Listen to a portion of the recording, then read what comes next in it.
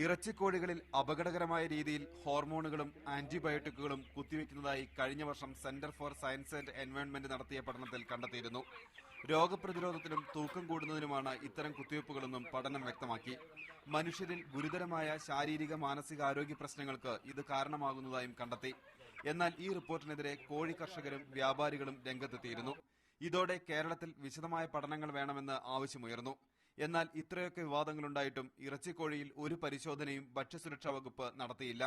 ഇതുമായി ബന്ധപ്പെട്ട ഒരു പരാതിയും കിട്ടാത്തതുകൊണ്ടാണ് പരിശോധന നടത്താത്തതെന്നാണ് വിവരാവകാശ പ്രകാരം ഭക്ഷ്യസുരക്ഷാ വകുപ്പിന്റെ വിശദീകരണം. കഴിഞ്ഞ 5 വർഷക്കാലമായിട്ട് ഇങ്ങനെ യാതൊരു വക പരിശോധന നടന്നിട്ടില്ല. അപ്പോൾ കർഷകർ പറയുന്നു ഇതിൽ ഹോർമോൺ ഇല്ലാന്ന്, മറ്റൊരു വിഭാഗം പറയുന്നത് ഹോർമോൺ ഉണ്ടെന്ന്. അപ്പോൾ ഇത്രയും കോടിക്കണക്കിന് ടാക്സാണ് ജനങ്ങളിൽ നിന്നും പിരിച്ചെടുക്കുന്നത്. 300 കോടി രൂപയാണ് സർക്കാരിന് ഇതിനുള്ള വരുമാനം ലഭിക്കുന്നത്. എന്നിട്ട് പോലും ഇതിനൊരു പരിശോധന നടത്തി ജനങ്ങളുടെ ആശങ്ക അകറ്റേണ്ട കാര്യം ബാധ്യത സർക്കാരിനുണ്ട്. അതിർത്തി ചെക്ക് പോസ്റ്റുകളിൽ ഗുണനിലവാര പരിശോധന നടത്തുവാനുള്ള സ്ഥിരം സംവിധാനവും നിലവിലില്ല. മീഡിയ 1 തൃശൂർ.